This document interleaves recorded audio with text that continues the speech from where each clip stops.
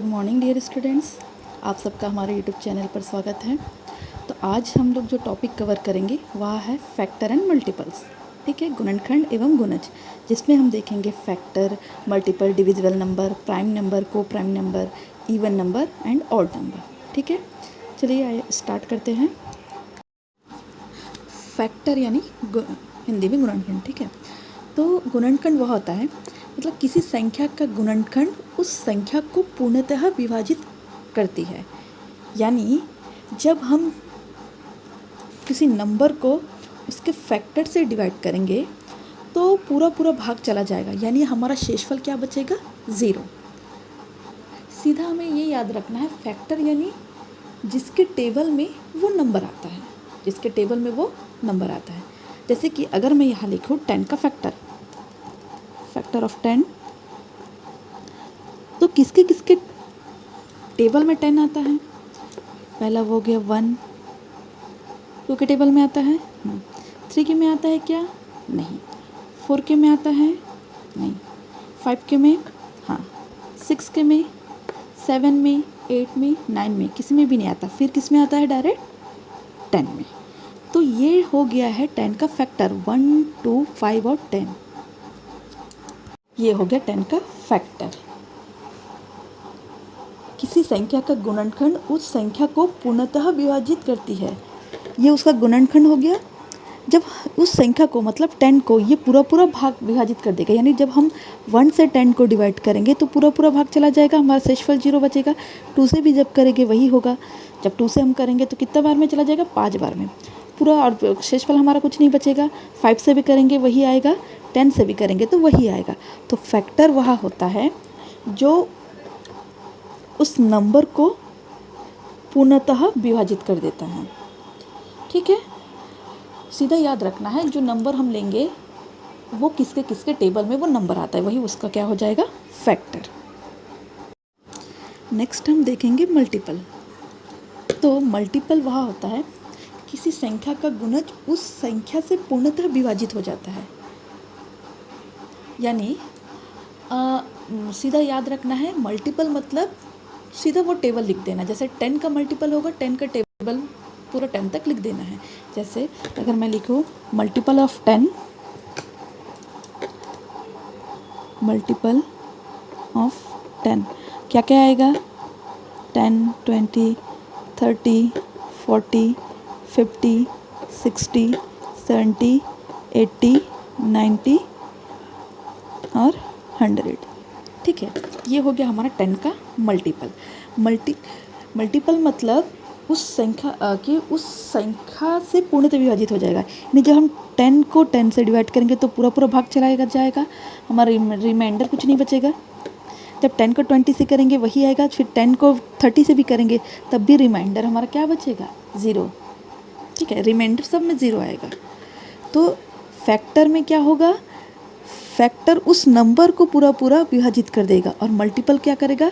उस नंबर से पूरा पूरा डिवाइड होगा। ठीक है, फैक्टर में सीधा किसके किसके टेबल में वो नंबर आता है, मल्टीपल मतलब पूरा उस नंबर का टेबल।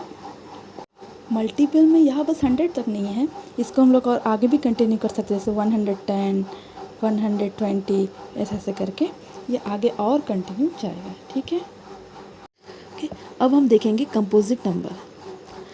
कंपोजिट नंबर वे नंबर होते हैं जो completely divisible by 1 by itself and some other numbers, यानी जो पूरा पूरा भाग जाएगा एक से, खुद से और किसी दूसरे नंबर से, वो हमारा क्या हो जाएगा? Composite number. यानी जिसमें कम से कम 3 फैक्टर होंगे, 3 से ज़्यादा हो सकते हैं, लेकिन कम से कम कितने फैक्टर होने चाहिए? 3 फैक्टर। जैसे फॉर एग्जांपल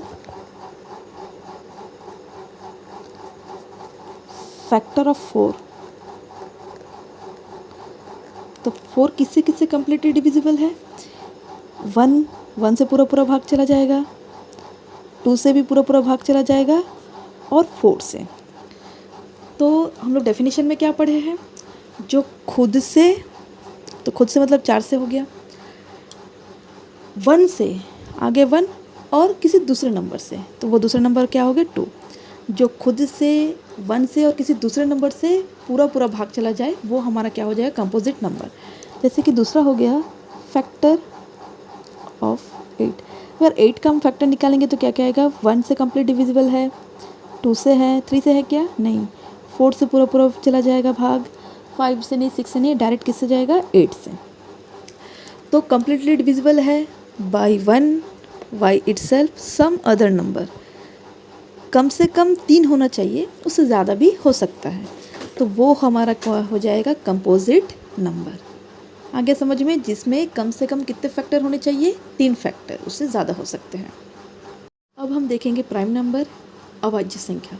तो प्राइम नंबर वे नंबर होते हैं जिसमें केवल 2 फैक्टर होंगे, केवल 2 फैक्टर, एक तो वो खुद और एक दूसरा 1 एंड 5, केवल 2 ही फैक्टर होंगे, वो हमारा क्या हो जाएगा प्राइम नंबर। ठीक, फॉर एग्जांपल अगर जैसे कि फैक्टर ऑफ 3, तो 3 के फैक्टर क्या क्या है, एक तो 1 से, 1 के टेबल में पूरा आता है, पूरा पूरा भाग जाएगा, और एक 3 से, और आएगा क्या 3 के फैक्टर में कोई और नंबर नहीं।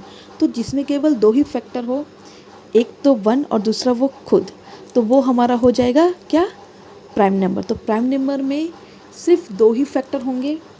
ठीक है, जैसे कि हो गया 5, तो 5 का फैक्टर निकालेंगे तो 1 एंड 5 ही आएगा, तो 5 भी हमारा क्या हो जाएगा एक प्राइम नंबर, क्योंकि इसके 2 ही फैक्टर है, एक 1 और एक 5। इसके अलावा कोई फैक्टर है क्या इसके, नहीं, तो ये हमारा हो गया 5 भी हमारा क्या हो गया प्राइम नंबर। अब हम डिस्कस करेंगे को प्राइम नंबर के बारे में। स अभाज्य संख्या, स मतलब साथ में 2 नंबर होंगे साथ में, और दोनों ही क्या होने चाहिए प्राइम नंबर। फर्स्ट कंडीशन दोनों प्राइम नंबर होने चाहिए, और साथ में ओनली 1 कॉमन फैक्टर होना चाहिए, केवल एक ही कॉमन फैक्टर होना चाहिए उसमें। ठीक है, फॉर एग्जांपल जैसे अगर 3 का हम फैक्टर निकालेंगे तो क्या क्या आएगा 1 एंड 3। ठीक, अगर 5 का हम फैक्टर निकालेंगे तो क्या आएगा 1 एंड 5। ये जो दोनों नंबर है 3 एंड 5 दोनों ही प्राइम नंबर है, क्योंकि प्राइम नंबर का कंडीशन हम लोग देख चुके क्या होता है क्या नहीं। अब हम देखेंगे को प्राइम नंबर का डेफिनेशन क्या है। एक तो दोनों के दोनों नंबर प्राइम नंबर होने चाहिए, साथ में उसमें एक ही कॉमन फैक्टर होना चाहिए। जैसे कि एक ही कॉमन फैक्टर मतलब जैसे कि 3 का फैक्टर 1 एंड 3, 5 का फैक्टर 1 एंड 5। अब देखेंगे इसमें 3 में भी 1 है, 5 में भी 1 है, 1 3 में भी कॉमन है, 5 में भी कॉमन है, तो दोनों ही प्राइम नंबर है और एक ही कॉमन फैक्टर है, तब इसे हम क्या कहेंगे, दोनों को मिला के एक साथ 3 एंड 5 मिला के ये क्या हो जाएगा एक को प्राइम नंबर। वैसे ही 5 एंड 7 भी एक को प्राइम नंबर है, क्योंकि जब 5 का फैक्टर निकालेंगे तो 1 एंड 5 आएगा, 7 का फैक्टर निकालेंगे तो 1 एंड 7 आएगा। दोनों ही प्राइम नंबर हैं और साथ में दोनों में एक ही कॉमन फैक्टर है, वो है 1। ठीक है, तो को प्राइम नंबर आ गया समझ में। अब देखेंगे इवन नंबर। तो इवन नंबर सम संख्या वे संख्या है जो कम्प्लीटली डिविजिबल बाई 2, यानी जिसको हम 2 से भाग करेंगे तो वो पूरा पूरा भाग चला जाएगा, हमारा रिमाइंडर 0 बचेगा, वो होगा हमारा क्या इवन नंबर। जैसे कि फॉर एग्जांपल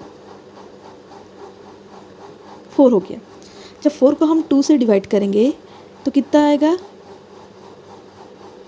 2, कम्प्लीटली डिवाइड हो गया, इसमें हमारा जो रिमाइंडर है क्या बचा 0। वैसे ही 8 हो गया, 10 हो गया, तो इवन नंबर वे नंबर है जो 2 से पूरा पूरा भाग चला जाएगा, हमारा शेषफल बस क्या बचेगा 0। जैसे कि हो गया हमारा 0, 2, 4, 6, 8 और ये आगे बढ़ते जाएगा। ठीक है, हमारा इवन। देखेंगे हम ऑड नंबर। तो ऑड नंबर ऐसे नंबर्स होते हैं जो कम्प्लीटली 2 से डिविजिबल नहीं होगा, यानी हमारा जब हम उसको 2 से डिवाइड करेंगे तो हमारा रिमाइंडर कुछ ना कुछ बचा रहेगा। जैसे फॉर एग्जांपल क्या क्या हो गया 1 हो गया, 3 हो गया, 5 हो गया, 7 हो गया। ठीक है, ये सब हमारा क्या हो जाएगा ऑड नंबर को 3 से डिवाइड करेंगे। जैसे कि मान के चलो 5 को हम लोग 2 से डिवाइड करेंगे तो क्या आएगा, 5 को जो 2 से डिवाइड करेंगे तो हमारा रिमाइंडर क्या ये कम्प्लीटली डिवाइड हो गया नहीं, क्योंकि हमारे यहाँ रिमाइंडर बच गया। जहाँ भी रिमाइंडर बच जाएगा वो हमारा क्या हो जाएगा ऑड नंबर। ठीक है। तो इवन नंबर वहाँ नंबर है जो 2 से पूरा पूरा डिविजिबल हो जाएगा, यानी हमारा रिमाइंडर 0 बचेगा। और ऑड नंबर वहाँ है जो 2 से पूरा पूरा डिवाइड नहीं होगा, हमारा रिमाइंडर कुछ ना कुछ बचा रहेगा। ठीक है, आ गया समझ में? आशा करती हूँ कि आप सबको समझ में आ गया होगा। अगर कहीं कुछ डाउट है तो आप कमेंट सेक्शन में पूछ सकते हैं, और अगर वीडियो पसंद हुआ तो लाइक एंड सब्सक्राइब कीजिए। Thank you.